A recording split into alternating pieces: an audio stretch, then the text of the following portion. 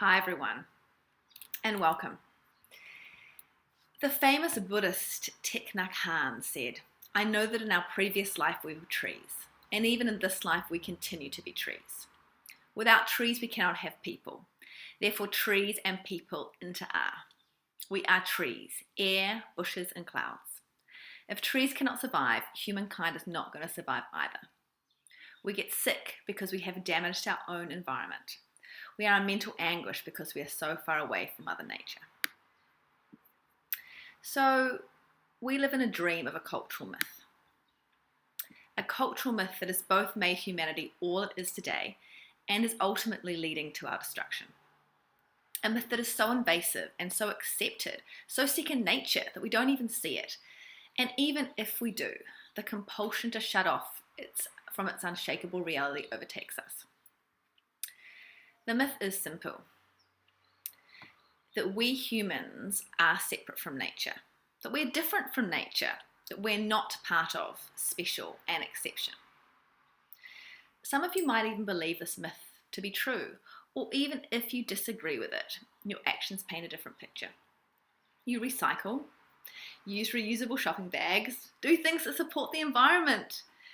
And if you look honestly, you may be surprised to find that the motive is still coming from a we humans versus it nature paradigm.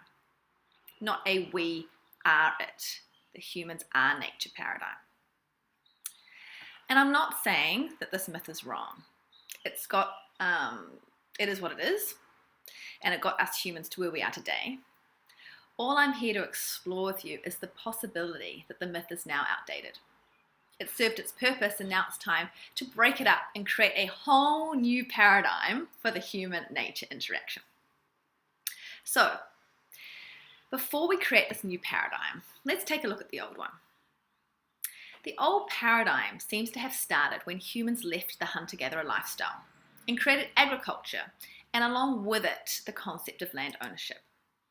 This idea is explored in the book Ishmael by Daniel Quinn. So before agriculture, tribes had areas of land they considered their territory, and they would defend it if another tribe got too close. However, the massacres and destruction of entire groups and civilizations never happened until humans created farms, towns, and cities they considered their property. So Daniel Quinn describes the hunter-gatherer lifestyle as leavers and the agricultural culture as takers. He says the premise of the taker story is the world belongs to man. The premise of the leaver story is that man belongs to the world. Now, I'm not suggesting we go back to hunter-gatherer ways, and I truly believe that agriculture has allowed humans to evolve in a way that has led to advances in just about all areas. What it has cost us, however, is huge, and without sounding dramatic, it has cost us in many ways our humanity.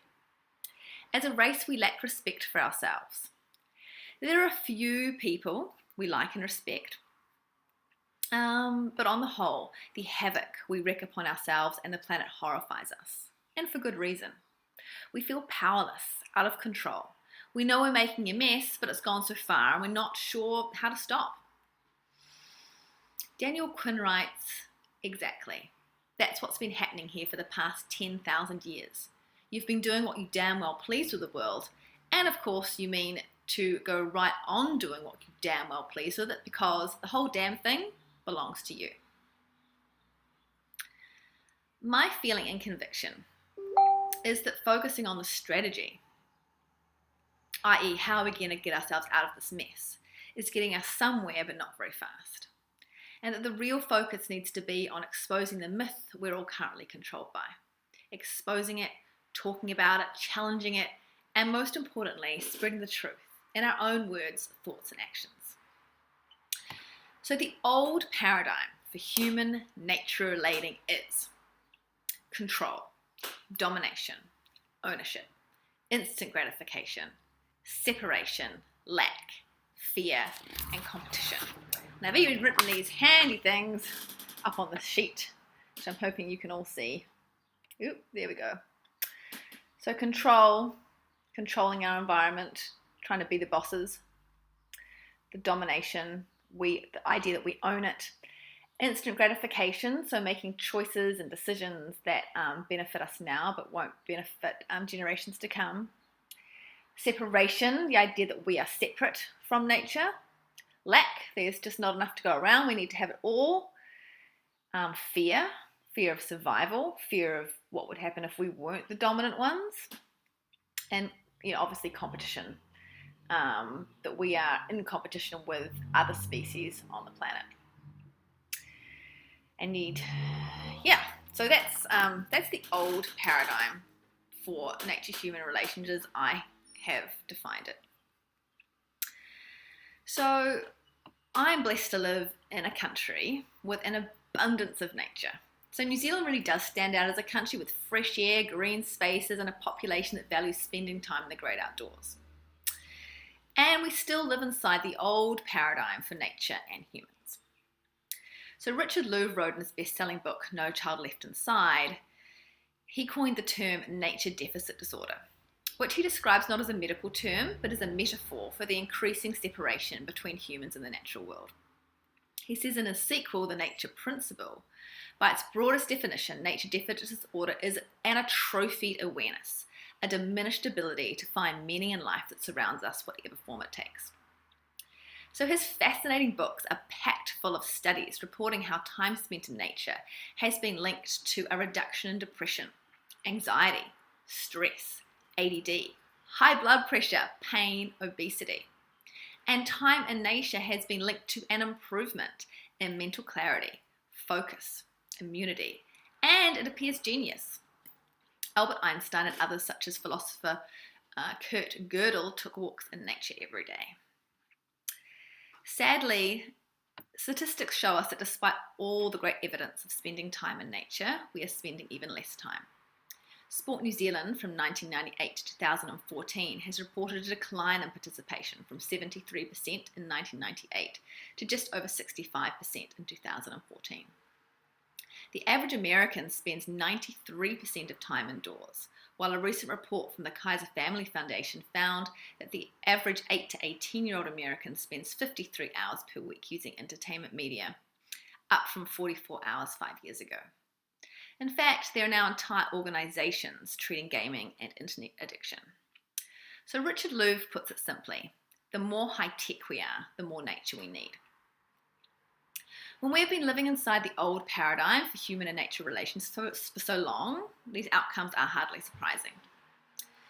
So what is it going to take to create a new paradigm to live by, one that inspires, offers hope, and creates a new opportunity for all of humanity to live into? So I'm going to offer one here and suggest ways to begin to integrate this into daily life. So, the new paradigm for human-nature relations is connection, stewardship, oneness, delayed gratification, abundance, freedom, and love. So, we've got connection. That is, humans realize their inherent connection to the natural world. We have stewardship. Human beings guiding, supporting, managing, working with nature. Oneness, the end of the myth of the separation between humans and nature. Delayed gratification, so making choices that maybe aren't that convenient now, but benefit generations in the future. Abundance, that there is enough to go around, there's enough for all. Freedom, so that's freedom for all beings to be able to enjoy and make the most of this planet. And love, that is a love for ourselves and love for all beings. So, living life from this new paradigm, what do you see as possible for the planet?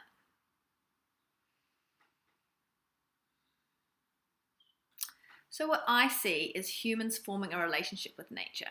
So instead of just going into nature to get something for me, there is an increased focus on, well, how do I give back? What can I do for this forest? So Shurin-yoku or forest bathing is a valuable practice that I believe has the power to start to rebuild an interactive, healthy, co-created relationship between humans and nature. It was developed in Japan during the 1980s when the number of people working in offices increased dramatically. So as a result, there was concern at the sudden rise of cancer, heart disease, anxiety, and depression. And Japan poured money into researching the cause. The conclusion they came to was that nature helped to reverse all of these issues, and so Shurin-yoku or forest bathing was born and is widely practiced throughout Japan today. So the practice of Shurin-yoku is about being in nature and connecting to the sentient beingness of the forest. The New Yorker magazine describes it thus: the Japanese practice of Shurin-yoku, literally translated as forest bathing, is based on a simple premise. Immerse yourself in the forest, absorb its sights, sounds, and smells, and you will reap numerous psychological and physiological benefits. The forest itself is a living organism, a community in constant communication. Trees talk through their root systems, and a forest is a lot more than just a collection of trees. It is a system working together. Using the practice of forest bathing, a slow, preferably barefoot walk, using breathing exercises and meditation to enhance the experience, one can come into a place of deep communion. So like anything, it takes time and practice. And interestingly, this time it is a practice of slowing down, of feeling the stillness inside and out, of coming into harmony with all that surrounds us. So for as long as I can remember, I have had a profound love and connection to nature. As a child, my favourite part of the year was our 10-day camping holiday on a remote New Zealand farm set on a wild beach. We camped with 5 other families and we were allowed to roam, explore and go wherever we wanted to go. And to me, it was heaven. And in my 20s, I became interested in natural health and healing and went on to get qualifications in naturopathy, herbal medicine and aromatherapy. I lived for 7 years on an island off the coast of Auckland, Waiheke Island, where nature is close and idyllic.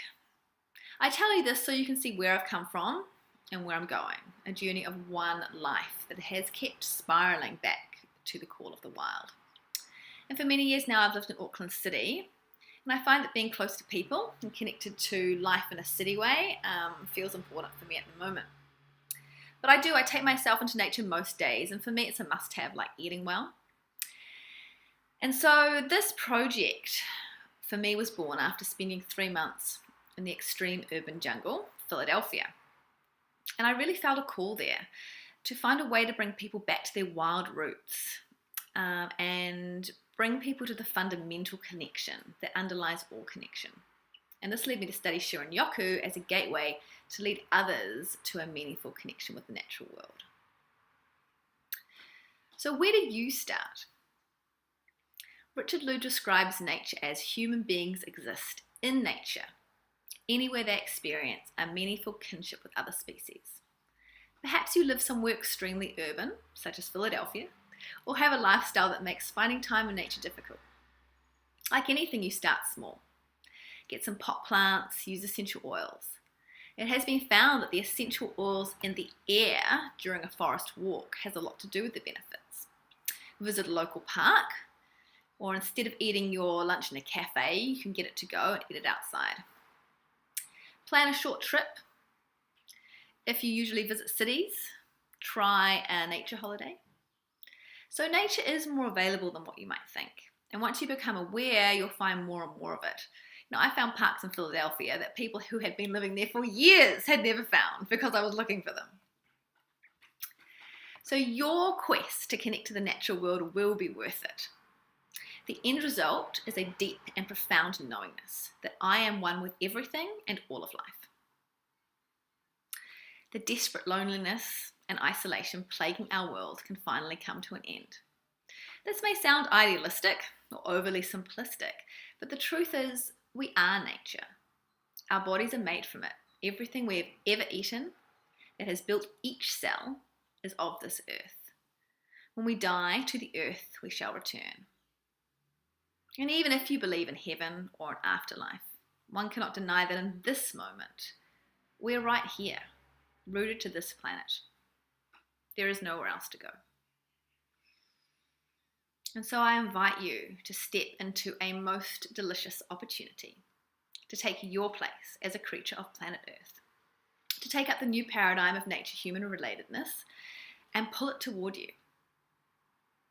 Daniel Quinn in Ishmael writes, "You're captives of a civilizational system that more or less compels you to go on destroying the world in order to live. I think there are many among you who would be glad to release the world from captivity. This is what prevents them.